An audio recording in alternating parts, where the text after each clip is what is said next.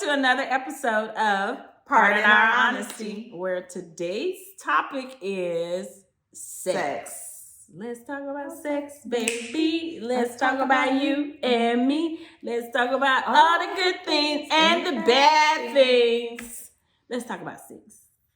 Okay, so how do we want to open this up? Oh, Jesus. How did you learn about sex? Oh, that's a really good question. I learned about sex from, I was in a relationship with somebody older than me. I didn't have sex until I was out of high school. I was 18 years old. Wow. And I had sex with somebody who was 5 years older than me, and they taught me anything I knew. We didn't talk, we talked openly about sex in my house. I knew my siblings were having sex. I heard of it, but we didn't talk about sex. It wasn't like, this is what this is, or this is what. So basically that partner taught me. And then over the years, obviously you learn through partners or exposure or people saying, have you ever done this or done that? Or, so I think that is how I learned. How did you learn? I learned about sex. You know how you used to get the cable, and you moved, you got the cable set up, and you had all the channels were free for so many days. So I stumbled across porn and watched that, and that was my first exposure to sex. How old were you? 11. But do you think you learned about sex through that, or you just watched what you thought sex was? I probably watched what I thought sex was. We did have sex education in 7th or 8th grade, but yeah, we had that, but they don't teach you It was too late because I was already pregnant. How old were you when you were pregnant? 13. Okay. So I had sex the first time at 12. And I guess my learning of what sex was or how it's supposed to go was watching my parent. So the young man that I had sex with came with a friend to kind of date my mother. And my mother was like, okay, you talk to him while I'm going to talk to his friend. So in my experience, I was like, okay, so that means I'm supposed to be really, really nice, extra nice to him. And so, yeah, he was the first guy. I guess he taught me about sex. So very elementary. Okay, so let me just back up. At 12 years old, I can honestly say I would have had no flipping clue. So you weren't scared. You weren't at 18, I was scared. All I kept thinking was, I'm going to get pregnant, or I don't know what I'm doing, or is this normal? Is that not normal? Did you realize what sex, what do you call that word? The gravity of yeah. it? Probably not. I just thought that's what you were supposed to do. So because that's what I saw my mother do to survive.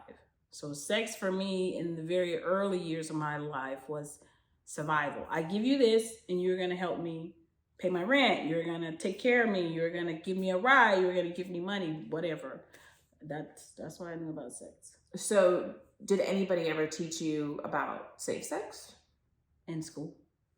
So when you were 13, you got pregnant? Yep. So 13. Was the person your age or older? He was older. He was 4 years older than me. He was 17, sleeping with a 13-year-old? And he didn't want to take any precautions? I think we did. I think one time we kind of got caught. So I was a bad teenager. I skipped school. And so I skipped school to go have sex. And so the father, I think, found a used condom or something. He was like, I think this is what he said, it's a long time ago. You need to stop being on that girl all the time or something along those lines. So I kind of knew it was you're not supposed to be doing this, or you guys are doing it way too much. But that's how I learned about sex. Okay.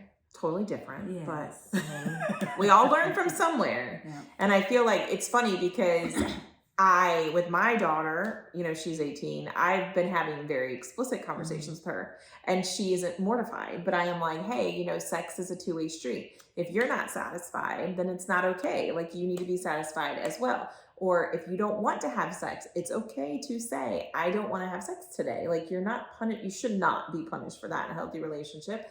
And so, like, but those conversations never took place when I was younger. You know, learning to me, I think even now, if I didn't have peers and I didn't have life experience, I would think sex is to make somebody happy. Yeah. Like, there's so much to me more than that. I feel like it's a connection, it's a trust. I mean, of course, you have people maybe that you just have sex with when you're not in a committed relationship, but in a committed relationship, I feel like it's like deep, and it's, you know, a connection and respect. It's safety. I want to try this, or I want to do this, and you can feel safe in doing that, but it shouldn't be a requirement. Yeah. Well, definitely the opposite end of the spectrum. I grew up in the church. Of course, you know, they teach your body is not your own. You're supposed to submit to the husband. So my idea of sex has a lot of blemishes because, one, what I learned from my mother was, okay, it's used to get what you need to survive. And then as a person who was sexually abused, it was like, well, my body doesn't belong to me anyway, because look, this person just did whatever they wanted to do. And then so when I started, like, for real, just exploring sexuality, it was crazy. It was wild. It was like, I just did what I wanted to do when I wanted to do it with whoever I wanted to do it with. And I expected Which I feel like you have the right to do that. I mean, I feel like if you want to go out and have sex with people to have fun and do whatever, there's nothing wrong with that. But in our age and time frame, you were labeled.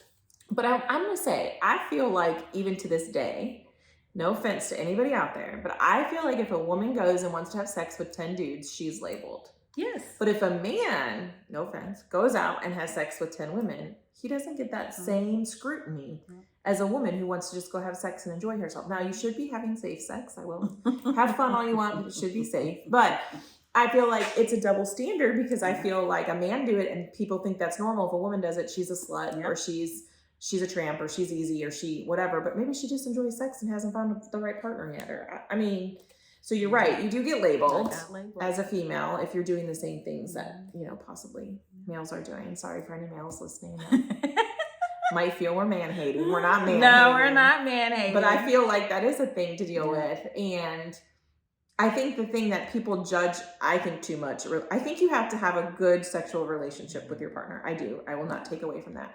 But people who make that the center, like it has to be the be all end all, I don't know if I agree with that. No, because there's much more to life than just sex. And I think, like you're saying, there's much more to a relationship than just sex, because if that's only good part of the relationship, what else do you have? I mean, you're just going to be around each other to have sex and then go your separate ways. Where's the hanging out? Where's the talking? Where's that other level of intimacy outside of sex? So I've had conversations with friends before, whatever, and they'll say like they're afraid to ask their partner to do or try something because they feel like they're going to judge them, that they're not happy or they're not whatever. So how do you go about that? I don't. So okay, if it's not too personal, because we were just talking before this and all of our business is going to be out there. So I don't know how I want to ask this without being intrusive. So you're more of a shy person. Like you're not going to try as much. Like you're not going to be the one that initiates. No, I won't be the one that initiates. So but I will try it. So let's say if your partner asks you anything, we won't be specific, just something. Would you ever be offended or take it personal that you weren't satisfying them or whatever? Would you look at it as they trust me enough to come and ask to try this thing? As long as it's not a threesome. Yeah, I'm with her on that one. No offense to the people listening that are into that. Like, really, that's you. But yeah, I would we just don't share very well. Because I think in this relationship, I feel more safe. And I think I did go through a period of time where after my separation from my first husband, where I was just like, screw life, screw the world. If I'm gonna be in trouble for doing things wrong or sin, then it's gonna be on my terms. So that was the first time I ever, and I think I was 28, I ever took ownership of this is my body and I could do whatever I wanted to. Prior to that, it was always whatever the church said, whatever the husband said, whatever the guy I was dealing with said. And in this relationship, I feel more open, and I have tried different things more with my husband now than in all my previous years. So 28, I got my first tattoo, I got my first piercing, I got this and that, and I just reclaimed Tiffany, I think. Yeah. So, but I don't know. I don't think I've ever asked him, "Hey, you want to try this?" Because I think I have a, what do you call it, like adolescent type sexual view, and that's probably because, like you said, we never had those conversations. Right. People don't openly talk about it. Some people, like, I would say I have a mix of friends. I have some that overshare. Yeah, like self-pleasure. Self-pleasure was, you Not don't do that because that's a huge sin. But the Bible also says the marriage bed is undefiled. So if I do self-pleasure in the bedroom, what's wrong with that? But if you ask any of the churches that I went to, like, you don't do But that. I also think that if you don't know what satisfies you, how do you communicate that to a partner? You can't. So you have to know your own like body and your own likes and dislikes and your own, and be able to have those conversations. Because maybe you don't know, like, hey, this hurts. Is that supposed to hurt? Like, ask somebody, and they might go, that's not normal. Like, you might need to get that checked out because you're afraid to ask your partner, like, should it hurt if we do this? Like, but people don't talk. Most people don't talk like that. And that's why I tried to, like, I think after we posted this, actually, like on Facebook, asking people for topics to talk about, I went straight to my daughter and I was like, okay, so sex is this, and you both should enjoy it, and you got to know your body. And she was like, I am mortified, shut up. But like, we didn't talk like that. Even my older siblings didn't share that. We never talked about that. Like, it was just like, and maybe it's a comfort thing for some people. Like, you have some people you can go to and talk about anything, and other people you feel awkward. But what I've learned, pretty much every subject we're going to talk about, when you do start talking to people about it, they have the same questions, the same concerns. They've thought the same thing. They've just never verbally expressed it. So how do you think that somebody could improve or learn or do better in their sex life? Be open. Be open to reading. I was gonna say reading, yeah. Reading. Because I watched, I don't know, this crazy show that nobody probably should watch, but it was funny.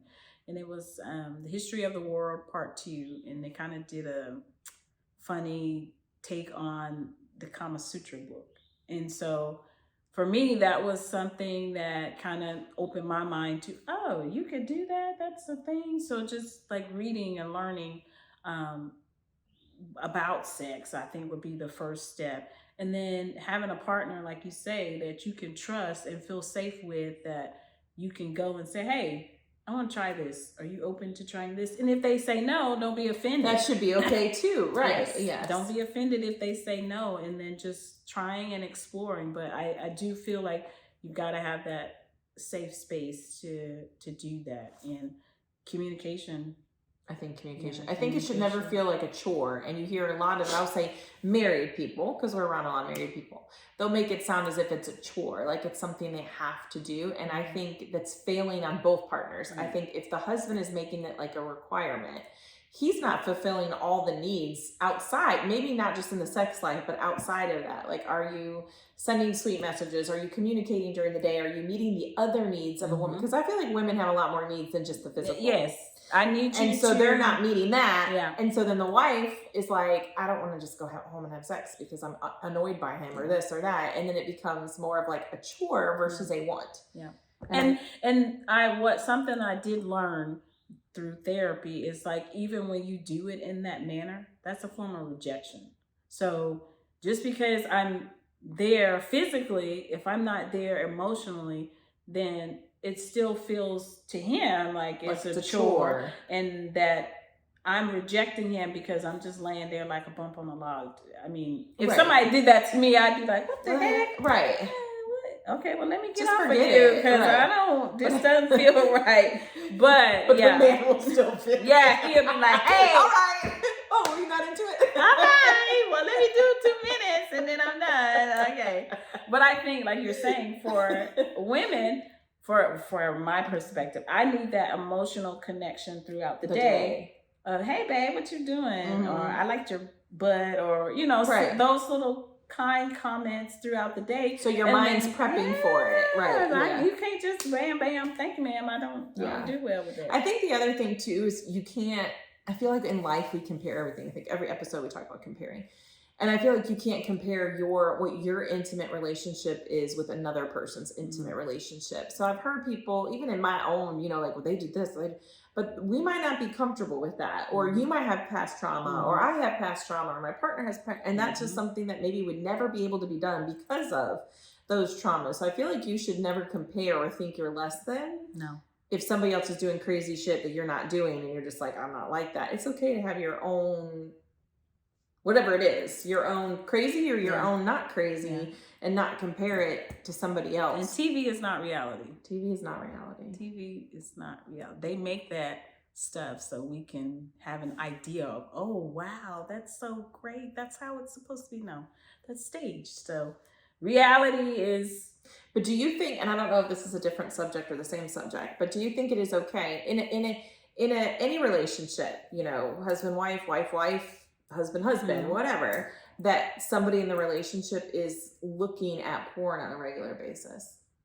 If that's okay for your relationship. I would say I have a strange relationship with porn because of how I was raised. And it was always taboo. You don't do that. If you're doing it, it's something wrong. But I think in your relationship, if that's okay, you and your partner agree we can do this, go for it. Yeah, I think that's a communication thing. Because if I feel like if a partner is 100% dependent on it and they're looking at it every day, all day, I feel like you're never going to meet those crazy needs. So you have to kind of have those conversations. And to me, the noise is like, why are you doing that? That's not necessary. No offense to the adult stars, but I just feel like that's too much. But that might help the partner. That's too much. That's too much. It is great stimuli, but we're gonna turn it all the way down, and no, because that sounds crazy. But okay. But some people will say can't be silent in the bedroom. So if you're not yelling or talking or doing something, yeah, I like that. But so I think the key thing is that even if you're embarrassed or uncomfortable, you should be able to talk to your partner. Yeah, you need to. And then because somebody's probably, it's kind of like that. Sorry, not to interrupt you, but sorry, like in the classroom, you teach a class, right? Nobody raises their hand. After the class leaves, people will come up to me and ask me questions individually because they're so afraid to raise their hand in class. But everybody's thinking the same thing. And I feel like if you miss that opportunity with your partner, not that that's any, but you're maybe missing that chance to connect in a way that they're going to not look elsewhere, but maybe not invest in you the way they should because they're not receiving that information back from you. And life changes. Like in my 20s, I did stuff that was a lot more different than in my 30s. And now I'm in my 40s. So having that open line of communication, because now at 40, almost 50, I'm like, my body is changing. So it might take different a little extra because my hormones are like, girl, we're not making any more babies. We don't need this anymore. So what do I need to do? What do I need to communicate to my husband that, okay, dude, that worked 10 years ago. That's not working now. Right. You got to be able to communicate, have that open, honest conversation continuously because life every day is going to change. Yeah, and ask the question, what is there anything your needs not being met in any way? Is there anything you want me to try? Is there anything you want to try? Because I feel like in this generation, there's so much temptation outside of your house from pornography's always been there, but social media, people of the opposite sex walking around, they don't care if you're married, not married, they're dressed half naked, whatever. There's always a temptation. So I feel like if you can't, openly come out and say, hey, do you want to try something new? Do you want to go to the sex store? Do you want to do this? Like, even if you're uncomfortable, find that comfortable place with that partner, because if not, I think you're missing a part that I remember back in the day, I went to Grace Church out in Moore County, and that pastor said, which I know everybody's whatever, I'm just saying, I know, but he said for a healthy marriage, having sex multiple times a week builds a connection that the more the people are satisfied physically, the more emotionally they end up being satisfied, and people kind of like, oh, my needs are being met, so I'm going to do this for you, and it's this thing. But when we start using sex as a punishment or reward, that's when it starts hurting a relationship. So I think that's, you hear, I'm not having sex with him because he just pissed me off today. Well, I mean, but if your body and you want to, you could still make that connection. You know, I don't think it should be a punishment / reward. Please don't use sex as a tool. It's not going to work. It really does not work. And like you said, where is the intimacy in saying, okay, you pissed me off, I still want to have sex with you, and yes, I can have sex mad, and it's no big deal, but why don't we just, okay, let's have a conversation about this first and deal with it versus get it over punish it. And then have sex and be like really happy. But please don't use sex as, it doesn't work. It does not work. So what do you think about like going and getting assistance? Say like we're getting older, so they have drugs for men, they have drugs for women. I think it should be a communication between partners. So if I said, hey, my body is not working anymore, I need help, I don't want to blindside my partner and then think it's them. Yeah. Like, oh my God, she's not attracted to me anymore. Or I would like to have the conversation of like, hey, my hormones are off, or my body's different, or same with the male. Like I would want the male to be like, listen, I don't know what's going on with me, but it's not working. I need help. Like that, I'm cool with. I think I would be almost cool with anything except what we said earlier. I'm not bringing somebody else in because I don't share and I am that wouldn't happen. But I think if you need something that's going to help, as long as both people are comfortable, like if somebody asks you, I want to hang you from the ceiling and do whatever, and you're not comfortable with that, then maybe we have to find something else. But medicine, I think it has to be a communication between people, because I feel like if the other person doesn't know or fully aware, they could take it personal. Like, is it me? Am I not turning you on, or is he not turning me on, or you know what I mean? Yeah, I think I definitely can see that, because if you just went and got medicine, or in the midst of you having some issues and we're not communicating about it, I'm gonna feel like, oh, that's me. Something right. I'm not doing. Okay, what do I need to do? When in all actuality, like you're saying, we're experiencing the change and just life is happening. But I feel like with women, I think we can explain it better. Like, hey, my hormones, this is off. I feel like for a man, it's like a embarrassment. I don't know, not a man, but I would feel like men are so manly about stuff that I feel like they would have a harder time being verbal and saying, I'm having issues. It's not you. I'm having issues. I need to get help, and them actually being open. And I think that would be probably a big connecting point, that if you knew your partner could do that and you're on board and everybody's happy, then I think that's good. That's when Mama texted me. Talking about sex. Mom is on. Oh Jesus, she's on the podcast. Like, what are you talking about? Oh Jesus, help us, She's Lord. calling back too. Mom, you can't listen to this. I'm in trouble. Yeah. I made sure I hung up on. But what were we talking about? So medicine. We talked about that, and I think privacy. I don't think you should share your sex life with everybody. I don't think they need to know every ins and out of your details. I think you should be able to communicate. Like I could go to Tiffany and say, hey, what could I do to spice up my sex life? Or what about this? Or what about that? But I don't think I would come over every day and tell you every detail of my sex life. Like, oh, last night we did this, and last night we tried that. I don't think that that's necessary. I think that would be very weird. I think it's too much, right? Because that should be an intimate... You have to be able to communicate, because I want to get, if I go to Tiffany and say, this was bothering me, this hurt, or this, is that normal? And she might say, well, you're getting older. I hear that a lot now that I'm in my 40s. Oh, now that you're in your 40s, there's this or there's that. So that I think is good. We should communicate about that, but I don't need to know every detail. No, please no. Right. I think that's an intimate thing between partners, whether you don't do anything and you guys do the same thing every night, or whether you're buck wild hanging from the back of your treehouse somewhere. Like, I feel like that's your business. Yes, that is your business. Because when I see your significant other, I'm not going to be looking at him like, he's a really great guy. And be looking at him like, oh, wow. So please, no, sharing is not always caring. Some things we have to keep to ourselves. I think sometimes, for advice, or, hey, have you ever done this, might help you, or that type of advice. I don't need everyday details. No, that's a lot. Yeah. That's a lot. So how did you broach the subject with your children about sex, or So my stepchildren haven't really gotten there yet. They're 16, 15, 14. And the boys, I feel like it's harder for me. I don't even think. But they I don't know. already got hormones. I know. But want to touch girls. I'll start with and Madison. boys. Madison is 18.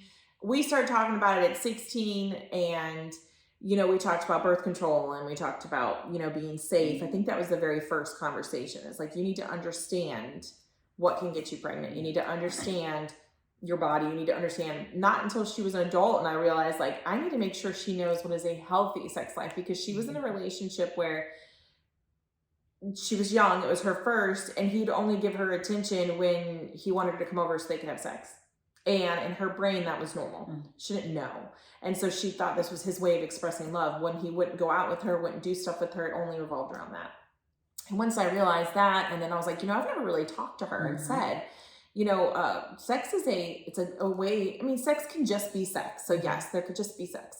But if you're in a relationship with somebody that you want to grow with, that's a form of love. And so, like, if you're not happy or they're not treating you well, sex isn't the answer.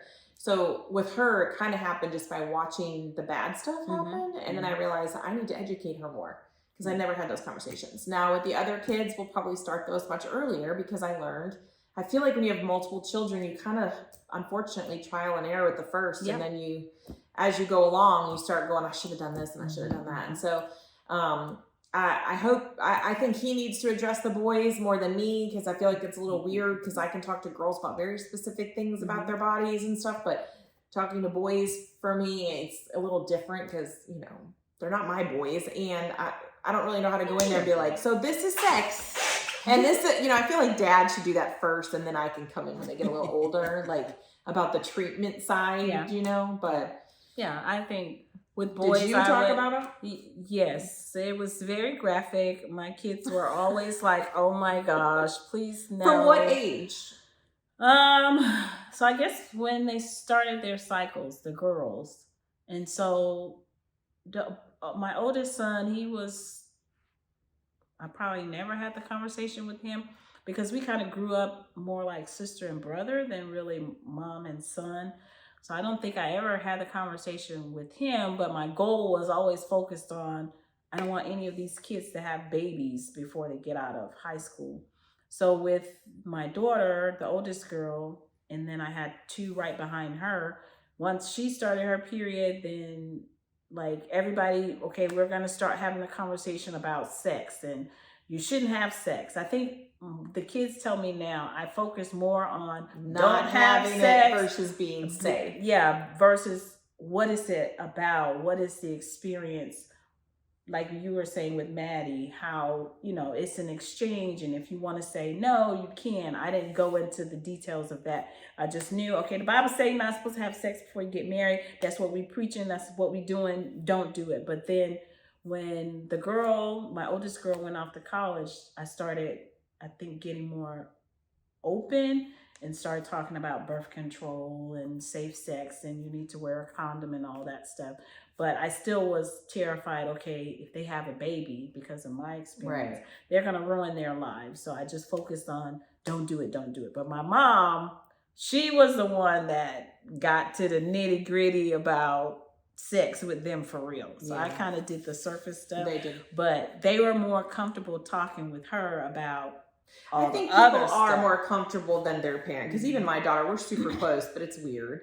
And I will say, if you have a girl, that I kind of had the wrong mindset that if I put her on birth control, it's like I'm encouraging it or approving it. And it's not that I disapproved it, but I learned the hard way that you should, if they have any chance of being sexually active, just put them on birth control. It's not saying you're giving the go ahead or the approval, but you're preventing. It doesn't help with STDs and all of that. You still have to teach safe sex, but you're preventing two teenagers who have no self-control that decide one day that we don't need a condom because we love each other. We have a preventative in place where it could have gone very different in our circumstances. And, I don't think anybody would have been prepared for that. So I think being able to talk openly, and your kids are probably never going to look you in the face and say, yeah, I'm having sex. I don't know if yours would, but mine wouldn't. No. So I have to take it as, if they're not going to tell me, what can I do to prepare, prevent, and educate, even if they're going to look me in the face and tell me, I'm not doing that, because they're not going to tell you. No. It's that whole, like, I can, but I'm not going to tell my parents that. So you have to take that step and say, well, what can I do to educate, prevent, and help without them admitting it to me? Yes. I don't think I would have been okay if they admitted it. My mom found a condom in my bedroom and then said, I knew you were having sex. And I was like, mortified, and then it became a joke. Like, she never made it uncomfortable, but we never talked about it prior to that. So I mean, and she didn't put me on birth control. I think I did that myself. I think I did myself too after I had the first. Yeah, I don't remember her doing that. And so I feel like that is something that as a parent we have a responsibility of someone. And for boys and girls, if you know they're going to be sick, get them condoms. Like, boys might be embarrassed or girls might be embarrassed to go in and buy them, so buy them for them. Like, I don't know what's worse, having an early teen pregnancy or buying condoms. If they do have sex, they're prepared. I think buying the condoms is less I think so than too. having a baby early. But one thing that I did talk about the kids was protection, like you said, safe sex, because there are some things that you can't give back. Right. And so I think that kind of scared them a little bit, and maybe that was my intention, but there are a lot of things that once you can't can't give it back. So again, that safe sex and having that conversation openly with your children, even because I feel this generation is way freer than we ever were. I don't think anybody, I think everybody is like, oh, we're not going to get that. And no, they don't have this. And that was back in your day. And people are just, ugh. And you're like, no, you could still get it. Even if you're not having sex and you're doing this, you could still get it. Like, you have to, I understand pleasure, but you have to understand safety too. And yeah, like now they have female condoms. They didn't have that when we were young. So you can use a female condom. It's okay. Yeah, there's all kinds of things that you can use as a preventative if you choose to take that course. But to make the excuse it doesn't feel as good or anything like that, then you have to be prepared for what comes after that. Yes, you do. Okay, what are your thoughts on monogamy? You think people are meant to be in monogamous relationships, or should we consider polygamy? I feel people are meant one-on-one, because I think personality, think about, I'm a hot mess already in like, he has his emotions, I have mine, and we take all this time to figure it out. Adding a third party into that, I think, would be a freaking hot mess for us. People do it, whatever. I have a hard time imagining people being married to one person their whole life. Like, those people are married 70 years. I'm like, how the hell did they do that? Like, so, I mean, I can see why some people, love this person, but maybe they feel they need something else. To each their own. I'm never going to like really be a huge, whatever either way. But for me personally, it's totally monogamous. Yeah, I think I agree with you, because I'm a whole hot mess myself, and I don't share well. So I don't know that I could do that till I'm with a partner who also doesn't share well. But if that's something you like, make sure again, you have talk that about with it your partner, right? Like, don't get married and everybody thinks you're a monogamous person. 2 years in your marriage, you're like, I really want to have this third, or I really want to be. You should probably have that prior to. So if you have those things, I feel like, again, it comes down to like being honest with your partner. This is what you're into. Because if somebody were to come to me and say that, now I'd be like, sorry, I'm not the girl, because I'm crazy and I'm jealous, and that's not gonna work. Move on, So I think it's something you should talk about very early. If that's something I'm not against it. No, people do it. I read some of the articles and I'm like, how the hell do these people do that? But if it works for them, it works for them, because they might look at me and say, how the hell are you doing that? Because my life's a certain thing too. So, I mean, I feel like, but for me personally, I couldn't do it. No, I couldn't either. No. Well, do you think we covered everything? I don't know. If you think we didn't cover everything, please make sure you leave us a comment. Or message us if you don't want people to see your comment. Or you can email us. We do have an email address, and we'll put that in the description below. But please, if you enjoyed this episode, like, share, and subscribe. And until next time, guys, Pardon Our Honesty wants you to be honest in all your conversations. So we'll see you in the next episode. Bye guys.